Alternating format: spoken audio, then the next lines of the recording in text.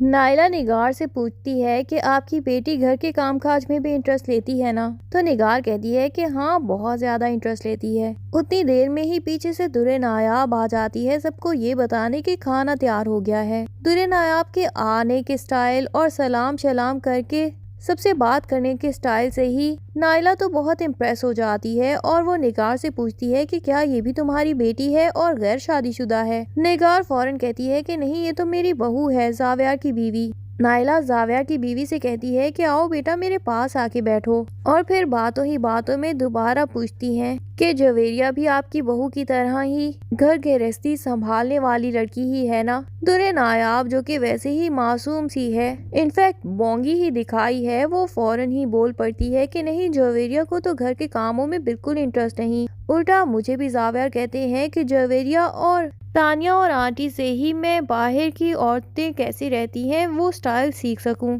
اور یہ بھی بتا دیتی ہے کہ جویریہ تو گھر میں رہتی بھی نہیں اور اس کا کمرہ ہمیشہ میلا ہوتا ہے، میں نے غلطی سے اس کے کمرے کی صفائی کروا دی، جویریہ نے تو گھر میں وبال پیدا کر دیا تھا۔ اب یہ بات سن کے نگار بیگم آگ بگولا ہو جاتی ہیں، جنہوں نے ایک دن پہلے ہی زاویار کو یہ گڈ نیوز سنائی تھی کہ میری دوست نائلہ اپنے بیٹے کے لیے کوئی لڑکی ڈھونڈ رہی ہے، تو میں نے اس کو اپنے گھر پہ انوائٹ کیا ہے تاکہ وہ جیفی کو دیکھیں اور یقیناً اس کو پسند بھی کریں گے۔ ویسے بھی وہ بھی ہمارے سٹینڈرڈ کے مطابق ہی ہیں، تو ان کو جیفی کا رشتہ پسند آئے گا۔ زاویار تو خود بھی اس بات پہ بہت خوش ہوتا ہے کہ وہ تو وہی ہے نا جن کی بہت سی سٹیل ملز ہیں اور بہت رچ لوگ ہیں۔ اپنی جویریہ اگر واقعی ان کے گھر میں چلی جائے گی تو اس سے زیادہ خوشی کی بات کیا ہو سکتی ہے۔ درِ نایاب بھی کہتی ہے کہ آپ بے فکر ہو کے مہمانوں کو گھر میں بلائیے گا، میں ان کا اچھے سے کھانے کا انتظام کروں گی۔ نگار بیگم جو کہ ویسے تو درِ نایاب کو پسند نہیں کرتی تھی، لیکن کہیں نہ کہیں دل میں وہ درِ نایاب کے کھانوں کی تو تعریف ہی کرتی ہیں اور جانتی ہیں کہ درِ نایاب ان کے گھر کے نوکروں سے تو بہت اچھا کھانا بنانا جانتی ہے۔ زندگی میں پہلی دفعہ وہ درِ نایاب کو پیار سے تھپکی بھی دیتی ہیں اور کہتی ہیں کہ شاباش میری پیاری بیٹی، آج کی تم نے گھر کی بہوؤں والی بات، اور بس ٹھیک ہے، میں تانیہ کو بھی بتا دوں گی کہ کھانے پینے کا سارا انتظام تم ہی سنبھال رہی ہو۔ ادھر تانیہ کو ساس سے یہ بات سن کے آگ لگ جاتی ہے کہ جب سارا کام کرنے کے لیے گھر میں نوکر موجود ہیں تو یہ درِ نایاب بیگم کیوں کچن کے کام سنبھال لیتی ہیں، اور اسے اس بات پہ بھی غصہ آتا ہے کہ اب نگار بیگم نے بھی بالآخر اس کو اپنی بہو کے طور پہ تسلیم کر لیا ہے تو اس کو گھر سے نکلوانے کا انتظام شاید کینسل نہ ہو جائے۔ ابھی تانیہ تو سازشیں سوچ ہی رہی ہوتی ہے کہ درِ نایاب کو کس طرح مہمانوں کے سامنے بھی ذلیل کروائے گی۔ وہ چپکے سے کچن میں جاتی ہے اور کھانوں میں نمک مرچ زیادہ ڈال کے آ جاتی ہے۔ درِ نایاب اتنی محنت سے لذیذ کھانے بناتی ہے، لیکن جب وہ مہمانوں کے سامنے آ کے کہتی ہے کہ کھانا تیار ہے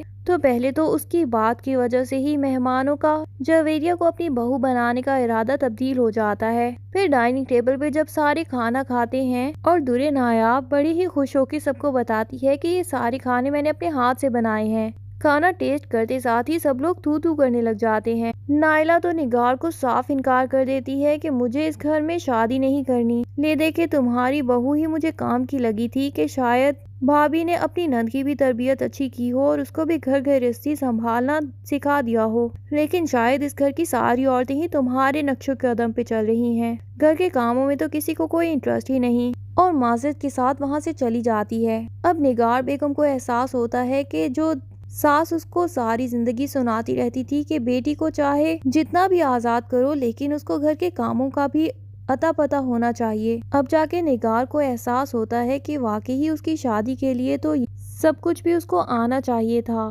پر سب سے زیادہ غصہ تو اس کو درِ نایاب پہ ہی آتا ہے کہ ایک تو مہمانوں کے سامنے زیادہ ہی تمیز اور سلیقہ دکھانے کی کیا ضرورت تھی کہ وہ بلا وجہ ہی جویریہ کا تمہارے ساتھ مقابلہ کرنے بیٹھ جائیں، اور پھر کھانا بھی اتنا بدمزہ بنا دیا۔ درِ نایاب روتے ہوئے اپنی ساس کو گواہیاں دیتی ہے کہ میں نے کھانے میں نمک مرچ بالکل اندازے کے مطابق برابر ڈالے تھے اور آج تک ایسا نہیں ہوا کہ میں نے اندازے سے نمک مرچ ڈالے ہوں اور وہ اتنے زیادہ ہو جائیں، یہ یقیناً کسی کی کوئی سازش ہے۔ نوکر یہ بات دیکھ رہے ہوتے ہیں، انہیں درِ نایاب پہ بہت زیادہ ترس بھی آتا ہے کیونکہ درِ نایاب ہمیشہ ان کا فائدہ ہی کروانا چاہتی ہے، ان کی تنخواہیں بھی بڑھا دیتی ہے اور ان کا اتنا احساس کرتی ہے، لیکن وہ تانیہ کے خلاف بولنے کی ہمت نہیں کر پاتے اور کوئی بھی درِ نایاب کی بات پہ ایز یوزول یقین ہی نہیں کرتا۔ زاویہ جب آفس سے واپس آ جاتا ہے تو اسے بھی پتہ چلتا ہے کہ کن باتوں کی وجہ سے اس کی بہن کا رشتہ ٹھکرا کے چلی گئی وہ عورت۔ اب تو وہ درِ نایاب سے مزید ناراض ہو جاتا ہے اور اسے کہتا ہے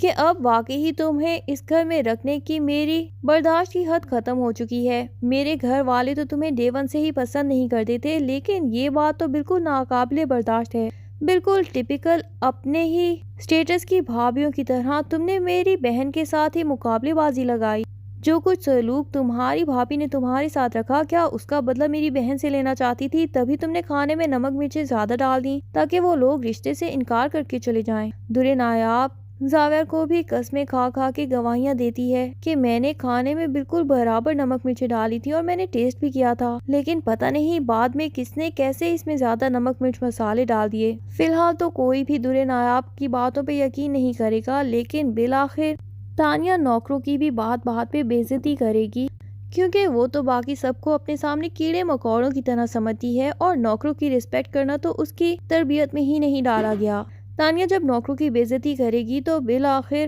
نوکر بھی تنگ آ کے تانیہ کی چگلی لگا ہی دیں گے زاویہ کے سامنے اور سچ سچ بتا دیں گے کہ آپ کی ٹائی بھی تانیہ نے ہی جلا کے مجھے کہا تھا کہ الماری میں لٹکا دو، اور کھانے میں مرچیں بھی انہوں نے ہی تیز کی کیونکہ وہ درِ نایاب بیگم کو بالکل پسند نہیں کرتی۔ زاویہ کو تو اپنے کانوں پہ یقین نہیں آئے گا کہ اتنی ایلیٹ کلاس کی لڑکی اور کام وہی مڈل کلاس لڑکیوں والے۔ اپنی جیٹھانی سے اس طرح جیلس تو مڈل کلاس لوگ ہی ہوتے ہوں گے اور اس طرح کی سازشیں سوچتے ہوں گے۔ تانیہ بھی ایسی لڑکی ہے، یہ تو میں سوچ ہی نہیں سکتا تھا۔ جب وہ تانیہ سے انویسٹیگیشن کرے گا تو جنید بھی وہاں موجود ہوگا اور جنید کہے گا کہ میں تو پہلے سے ہی جانتا تھا تم بھابھی کے ساتھ کبھی بھی سنسیئر نہیں ہو سکتی، لیکن پتہ نہیں کیوں بلا وجہ ان کے ہر کام میں اپنی ٹانگ اڑانا ضروری سمجھتی ہو۔ تانیہ میڈم، جن کو میں بچپن سے جانتا ہوں، آج تک کسی کے کام آنا پسند نہیں کرتی۔ وہ اچانک ہی درِ نایاب جیسی ایک نارمل سی لڑکی کی اتنی خیرخواہ کیسے ہو گئیں؟